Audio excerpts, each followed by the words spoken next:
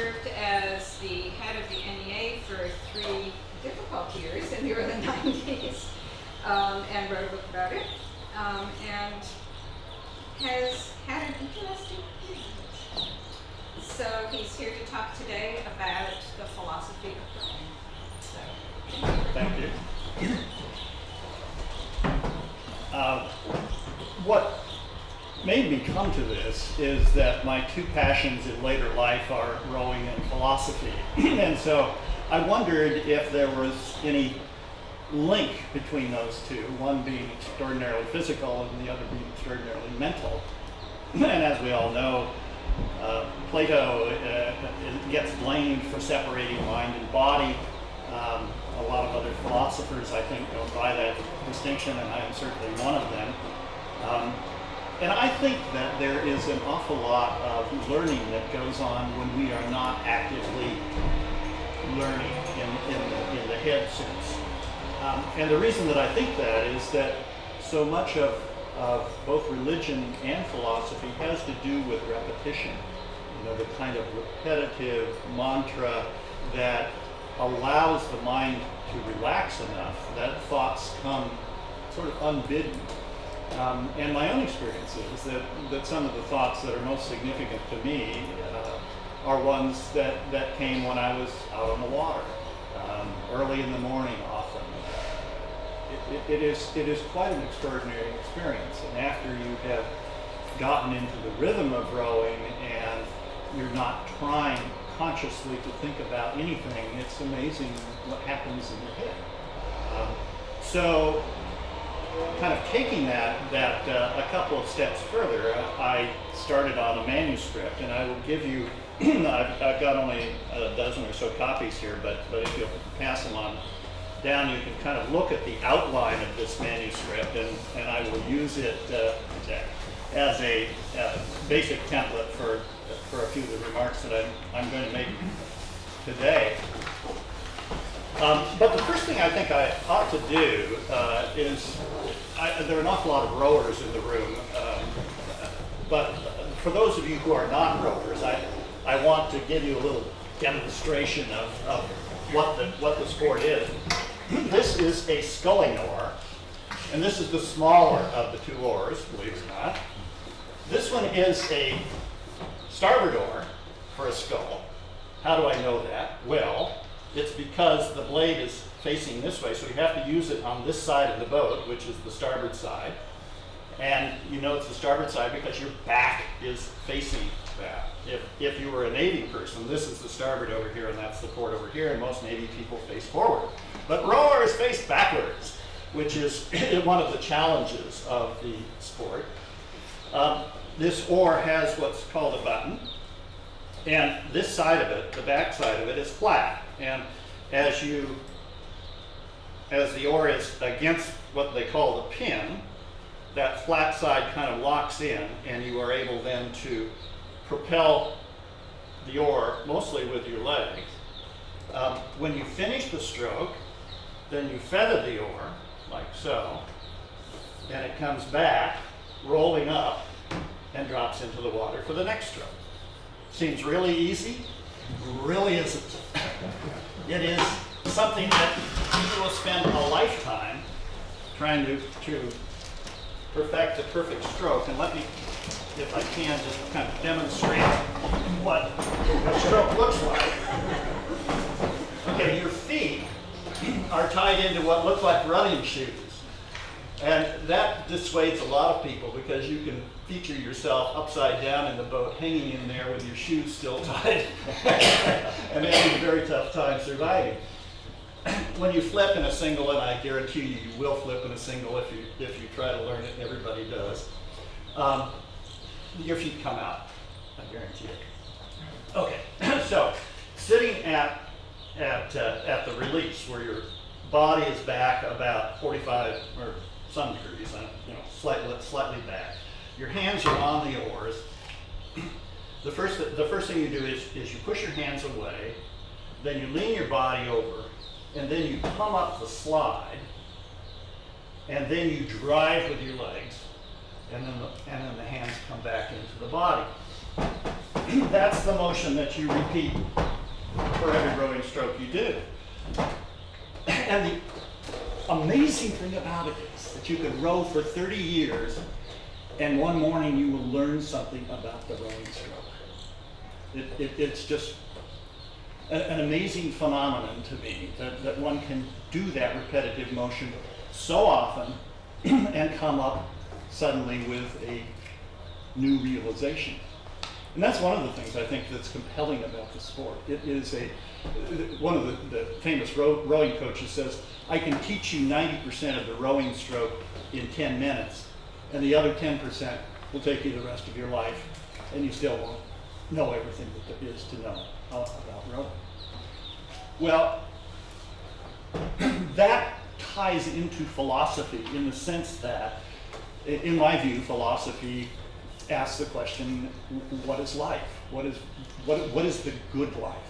How do we determine for ourselves whether we are making the best of this singular experience that we have during our lifetime?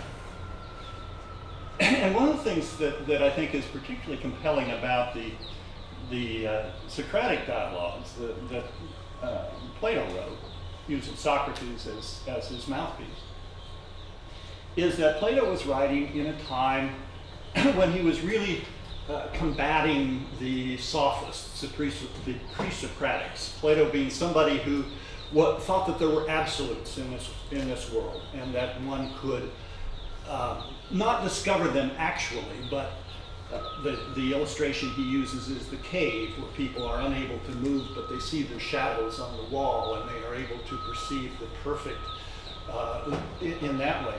Whereas the sophists in particular were relativists. They thought that truth depends upon a lot of things that are real around you in your society. And so that sets up a lifelong and current debate in philosophy. You know, where does knowledge come from? How do we know? David Hume was the great experientialist.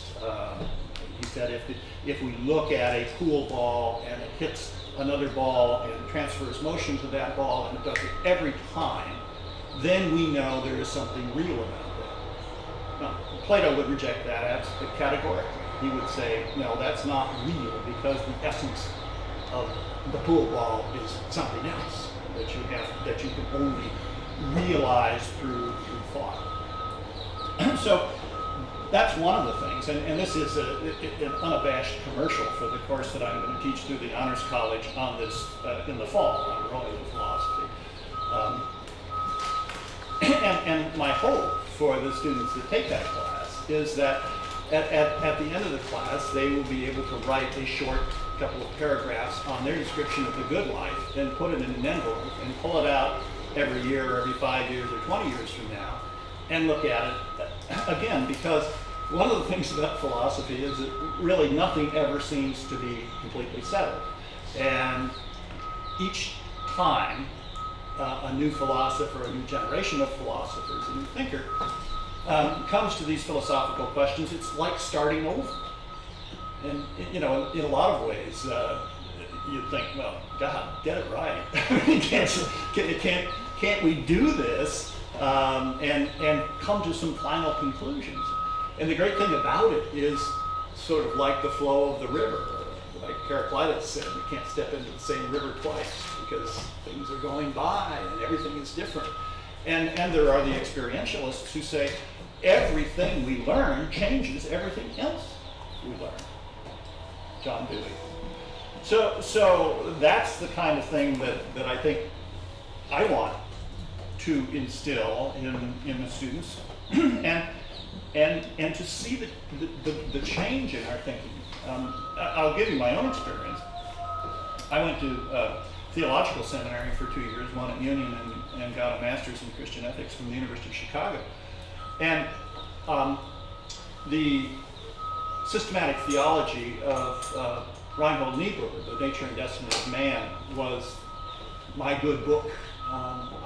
And that theology, which basically bifurcates man as sinner and man as a child of God, able to do horrible things on the one hand and charitable things on the other hand, is always in this sort of conflict, man with himself. And that theology stood me very well for about 20 years, and then it's gone. And you know, with it went my faith. But you know, it's interesting to just perceive that. I mean, how did that work so well for so long, and then it didn't work? Why was that? So, in this book, or this manuscript, it's not yet a book, I develop an avatar. The avatar of Nietzsche was Zarathustra, and Zarathustra says all of these things which may be nonsense and may be profound, and you look at them and you're not quite sure which it is. Sometimes it changes from day to day. But my mouthpiece in this is the Roton, and the Roton sticks in occasionally with wise-ass sayings and things like that. But Rhoology, basically, it's not a school of anything. It's not a school of philosophy. But the 8 parts of it are efficiency. And what I mean by efficiency is getting the most out of everything that we do. And that has to do with the rowing stroke. You've got 8 people in a boat, in an 8, with a coxswain, so it's 9. And if you look at those people, and you look at their erg scores, the ergometer is next to the rack, the most significant torture machine known to mankind. It's has a flywheel and a chain and a pole and a sliding seat, and it pretty much approximates the rowing stroke, except for the feathering part, because the flywheel gives you the sense of motion that the boat has when it's moving. You can look at the 8 rowers in that boat and the 8 rowers in the next boat. Their erg scores will be equivalent, and yet one boat beats the other boat routinely. How come? Well, you know, if you can answer that, you're going to be the next winning coach in the NCAAs. But what coaches look for is all sorts of little things, and one of those is efficiency. Is this stroke efficient? Meaning, is the rower missing any water at the start of the stroke, what we call the catch?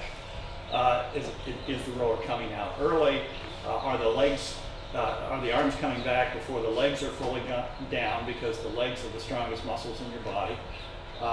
Is the torso doing the part of the work that the torso is supposed to do?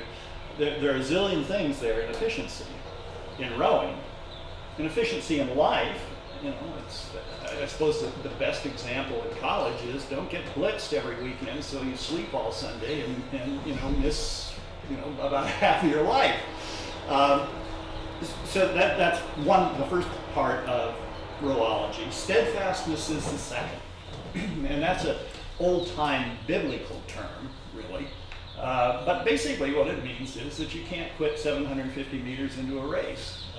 One of the things about rowing is that everybody in the boat depends upon everybody else in the boat. And when you get to the end of the race, either everybody gets a medal or nobody gets a medal. So it is an ultimate team sport in that sense. And steadfastness, I think, has a number of sort of qualities.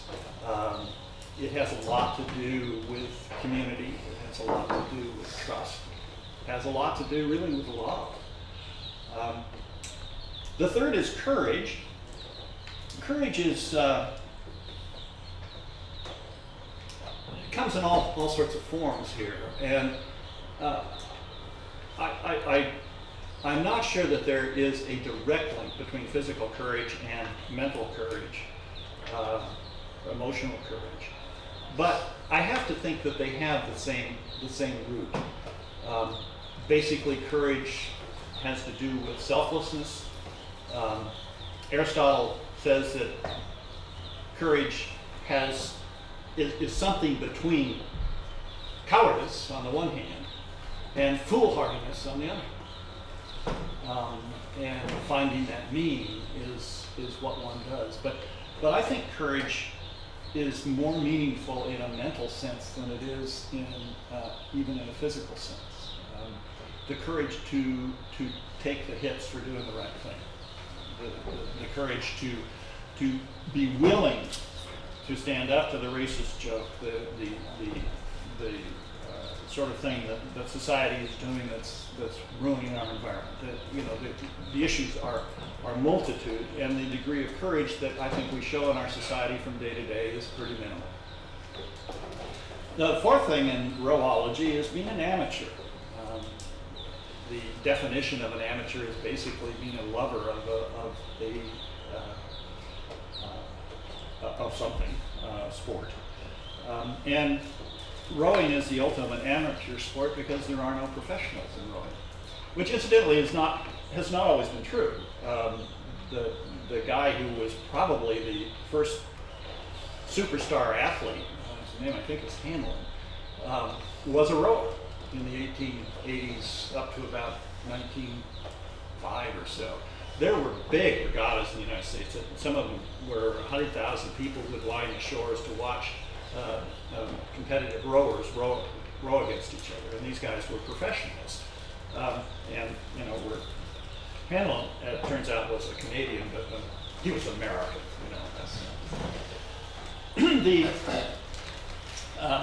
And frankly, the reason that I think that amateurism is important here is that it gives one the luxury of not having to justify oneself in a professional sense. I mean, to me, philosophy is something that we all own, and I would hate to cede that to the professional theologians or philosophers, because the good life belongs to everybody, and that quest is something that we all share as members of the human race.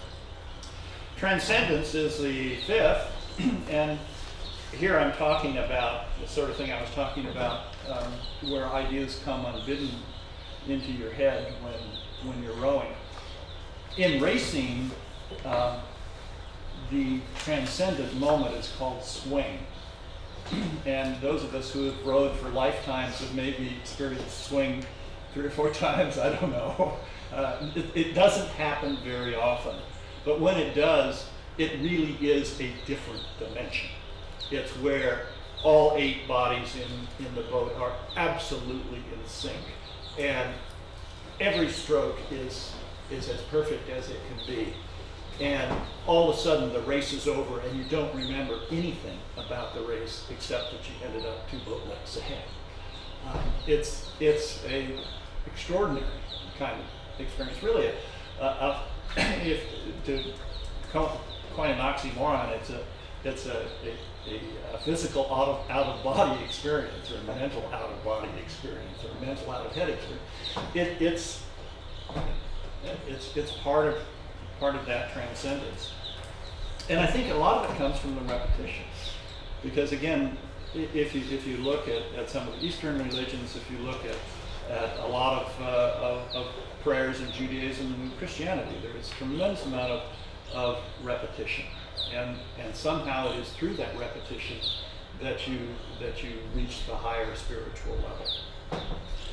Self-knowledge is number 6. And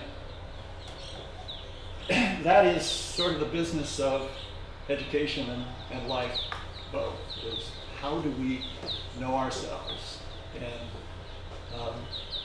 how do we keep from fooling ourselves?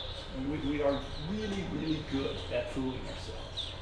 One of the great traits of humankind is not just our mental acuity, but our ability to tell ourselves lies and believe them. So self-knowledge in rowing is a lot more direct. I mean, either you're moving the boat or you're not. The thing that I hate most about the ergometer is that it tells you exactly what you have done. And, you can't lie to yourself about how many minutes you've rowed or how many calories you've burned or what your splits are. That is, how fast you cover 500 meters. So it's It's a great leveler in that sense. Seventh is celebration.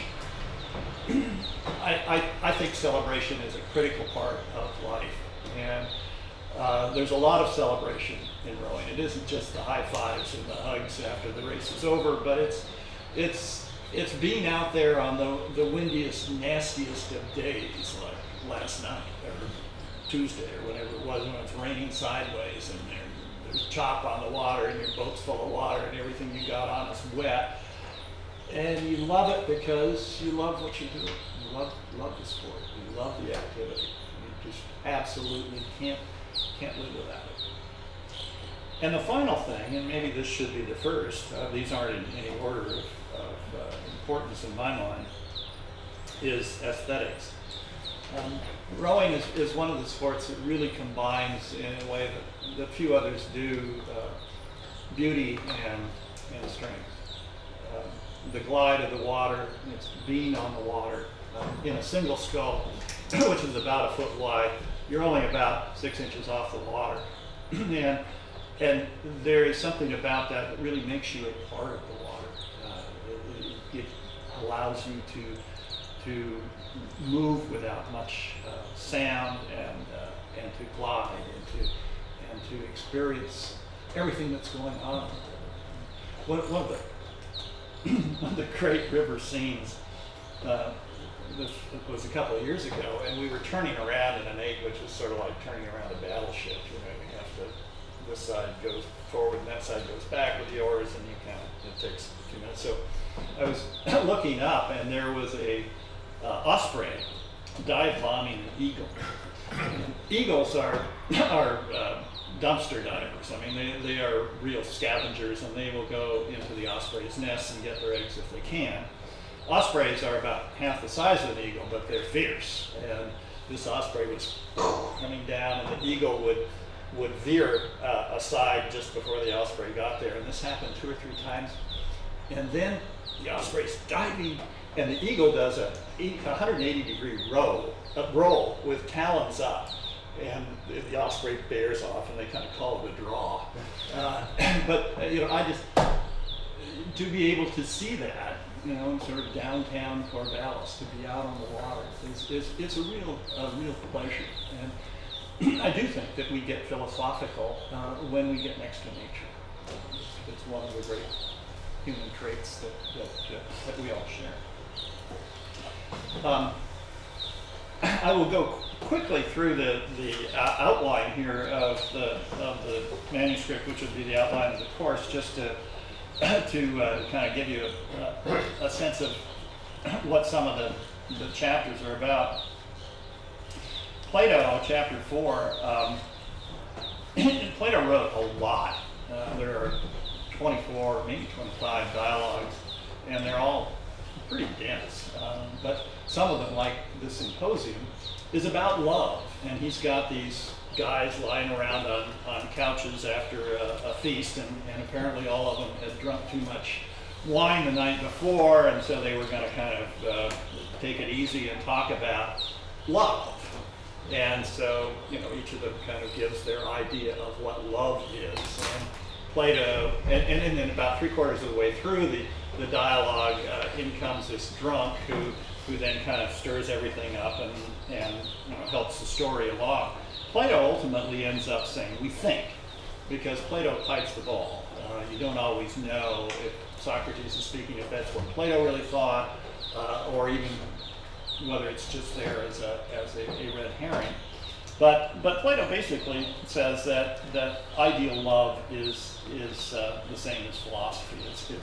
It's totally mental as opposed to physical. Which, by the way, as you will see in the chapter on chapter 32 on sex, rowing, and philosophy, Western philosophers don't do very well with sex, and so well, never mind.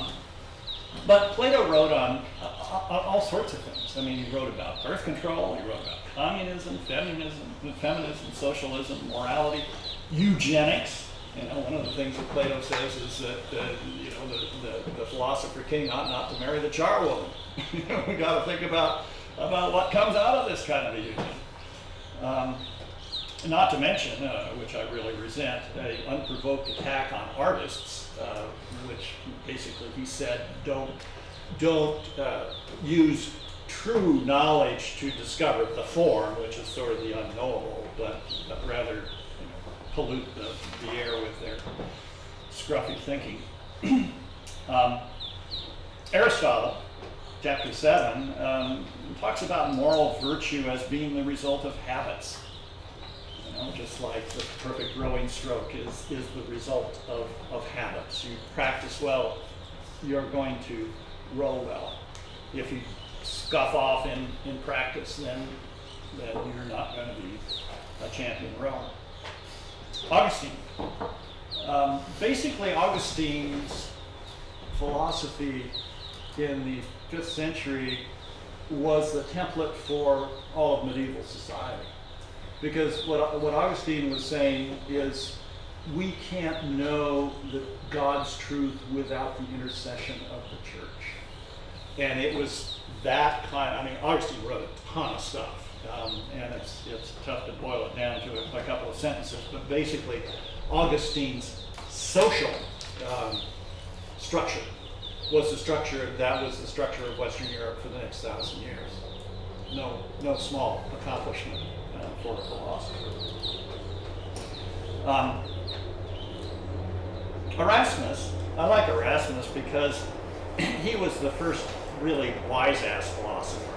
His In Praise of Folly took on virtually everybody and pointed out the foibles of human nature. But he said himself, I resent any man who remembers what I said in the cup. In other words, while he was drunk. Erasmus, In Praise of Folly was one of his books, but he also wrote a book of aphorisms, many of which came from the Bible. Started out as 800 and it ended up being 3,000. And a lot of those are aphorisms that we are familiar to us today. Make hay while the sun shines, that sort of thing. And his books were just after Gutenberg's printing press and were the second most popular books in Europe next to the Bible. Descartes, cogito ergo sum, I think therefore I am. You know, he's in the Plato camp of philosophy being in the head alone. But that's probably the most famous phrase in philosophy. But Descartes was a mathematician and started out making his living in the gambling parlors of Paris, and was also able to did some seminal work in geometry and algebra, not the least of which was P equals mv, which is the way you determine motion, and for rowers that's really important because in the rowing stroke, it's one of the few sports where the most work you do is in about the first 20 strokes of the race, where you're getting that boat from dead stop up to speed, and that's basically anaerobic, and then you've got 750 more meters to go in a college race, and you've already built up all of that lactic acid and all of that. You know. So one of the things about Descartes is that he at least gave us the mathematical model of how a boat works. Jeremy Bentham and John Stuart Mill are the utilitarians, the greatest good for the greatest number. One of the current ethical dilemmas that a lot of philosophers use is the runaway trolley. The trolley is coming down the hill. Straight ahead there are 5 people standing on the track, but you can take a spur where there's only 1 person standing on the track. What is the moral thing to do? And then the little tweak on that is the fat man. Suppose there is a fat man standing there, and you can stop the trolley by pushing the fat man in front of the trolley. Is that ethical? Okay. Interestingly enough, interestingly enough, most people say yes to turning off on the spur and getting only the one person, but no to pushing the fat man under the trolley. Why? Well, let's see. Immanuel Kant. The Critique of Pure Reason is something I wouldn't expect anybody in his right mind to read. It's 800 pages and as dry as cardboard, according to Kant's own confession. But his categorical imperative is basically the golden rule. It's do unto others as you would have them do unto yourself.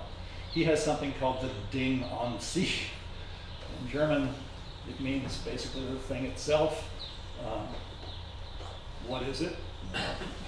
That's again something that we all struggle with, but it's roughly equivalent to the cave, the shadows on the wall, the sort of inability of humans to grasp the totality of things that we can sense are there, but which our perceptions do not give us the equipment to be able to know for certain. Nietzsche is, for the rowers, your philosopher, because he has the will to power. His hero is the Superman, the Übermensch, the person who leads society to new and greater glories. And of course, Nietzsche was probably crazy as hell. His philosophy is sometimes undecipherable, but has been embraced by people we would rather not have had in human history, the likes of Adolf Hitler. So, he is a difficult philosopher, but in a lot of ways a wonderful philosopher. Somebody who you read and you think, yeah, that's crazy, but oh, wait a minute. And it makes you think about whatever it is he's talking about. Kierkegaard is there because basically in Kierkegaard's Christian philosophy, he believes that society misleads us. And what society requires of us is not what God would require of us. And so his philosophy is more toward a personal relationship with God. Sartre is one of several existentialists. I think, one of the things that I would say about Sartre in relation to rowing is that Sartre basically says, we're stuck here. There isn't any God. There's nobody to help us. We're on our own. But, and here's what he calls the optimistic part of what a lot of people think is a pretty negative philosophy. What we do is what we do for every man. And so what you do in the boat is not just what you're doing for yourself, but what you're doing for everybody else in the boat. In a lot of ways, Sartre is a very affirming philosophy, life-affirming philosophy. Yeah. I don't want you to pass up famous crabs. Oh, well, crabbing in rowing is awful. I mean, there's nothing about crabbing that's good. What happens basically is that you don't get your oar squared up at the end of the roll up. So your oar dives into the water like that, which means that it's going deep. And then you can't get it out of the water, but the boat keeps moving, which snaps the oar handle back into your chest. And if it hits you in the chest, it can throw you out of the boat. I've seen that happen. If it doesn't, if you're lucky enough and you lean back early enough, and it doesn't hit you right in the chin, the oar will go over your head and end up behind you and right upside the boat. It's like throwing an anchor out. I mean, there is just nothing worse than a total crab. In a race, you're toast. In a single, if you crab badly, you're going over. I mean, it will just tip you over. So, I talk about some of those which are hilarious in retrospect. They're never fun when they happen to you. But I also talk about crabbing itself, the other kind of crabbing where you're trying to get the tasty crustaceans, because one of my great experiences was crabbing to get the crustaceans with a couple of fellows who were schooled in philosophy and theology and music. And the great thing about crabbing is you throw the crab pots out and then you sit for 20 minutes and wait to see what you got.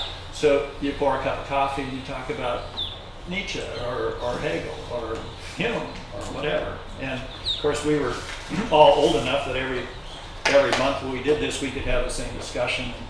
Nobody remembered. Wittgenstein is about words in context. Wittgenstein basically thought that reading Plato's dialogues was a colossal waste of time, that all philosophy problems were constructed by humans, and that they would go away if we only were able to deconstruct the language, its context, the words we actually use, peel away the onion layers, and ultimately all philosophical problems go away. Well, that's fine if you're Wittgenstein. He invented these word games of which he was the consummate player and the only one that knew the rules. But for the rest of us mere mortals, Wittgenstein stuff, philosophy is kind of tough. One of the reasons is that he didn't write very much. He wrote a book on mathematics. The other book that is his work was published posthumously in 1953. So it's a little tough to get at Wittgenstein. But I would say this, that in 1999, I think it was, there was some survey of world's philosophers, and the 5 biggies were Plato, Aristotle, Kant, Nietzsche, and Wittgenstein. And what you take from that, the takeaway from that, is that they're the ones that knock the props out from everybody else. Said. I mean, one of the things that Nietzsche said, and keep in mind that he was probably crazy, at least at the last of his life, and maybe the whole time. Hereafter, he says, philosophy will be before Nietzsche and after Nietzsche. And he was right. He was right, because everybody in the world of ideas has to deal with Nietzsche. Chauvinistic, sexist, misanthropic bastards is about the fact that philosophy is, at least historically, primarily written by males. However, help is on the way, and particularly during the Second World War, when males were off killing each other, Foote and Iris Murdoch and some English philosophers, particularly in ethics, had some really wonderful things to say. Carol Gilligan in the 80s was writing about medical ethics and basically saying we have to look at caring here as opposed to justice as the basis for doing ethics. And so I try to give in that chapter some sense of some of the thinking that's going on in the feminists and other female writers of philosophy today. Choking is interesting to me because it is something that we all do, and it's really hard to explain. We practice and we tune our body's muscles, which is basically why Nike's "Just Do It" slogan is so appropriate. What you don't want to take along when you're sitting there at the starting line of a race is your mind, because then you're worried about, is my stroke too deep? Am I rushing the slime? Am I doing this? No. What you want to do is to let the muscle memory take over and do it. But choking happens in all sorts of things. I'm a singer, and I past my performing days, I think, but I can remember many a performance when I sang less than I should have sung. And singing is really, choking is absolute there, because if you don't have the diaphragmatic support for your voice, you're absolutely screwed. So I talk a little bit about choking. Viktor Frankl was a World War II Holocaust survivor, wrote one of the most important books of the 20th century. And he's not really he's a social scientist rather than a philosopher, but I included him because he probably does the best job of dealing with evil of anybody that I know in the philosophical world. He was confronted by the epitome of evil, and he came away with a very perceptive and I think positive view on life. Jefferson, James, Dewey, and Rorty are the American optimists. James, for example, says, what's an idea's cash value? Well, can we take this idea to the bank? It's a good idea as long as it works. When it doesn't work, then we go to a different idea. We find something else. That's really quite a wonderful philosophy. It sort of got put into the garbage bin during the latter half of the 20th century, and Richard Rorty, who is a contemporary, he's about 82, I think, now, is somebody who says we have to get back to that. We need to have some pride in our society, not shibboleth kind of pride, but pride that allows us to move ahead as a society. And then finally, the last chapter, The Long Haul, is about life on the plateau. So much of what we do is just keeping on. You know, we go to our job every day, we come home, we eat dinner, we deal with our children, we do whatever we do for recreation. So how can we infuse the life on the plateau, our lives on the plateau, with some sort of meaning that helps us both grow and deal with the ordinary? There is a book, I'm sorry I'm not going to be able to remember the title of, by, I'm not going to remember the author either. It will come to me. George Leonard. George Leonard was a writer for Look magazine for years, and he in his later life became a student of Aikido and became as black a belt as you can get in Kyo. But he has written on this question of living on the plateau and gives some really useful suggestions about how we can infuse that situation with newness and vitality.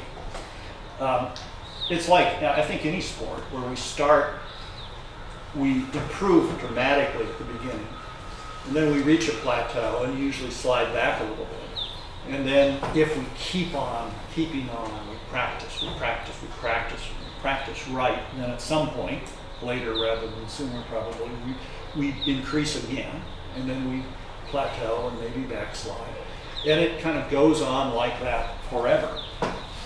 So that's the basic structure of the course. I'm going to stop because I've talked far too long and talk about whatever it is you all want to talk about.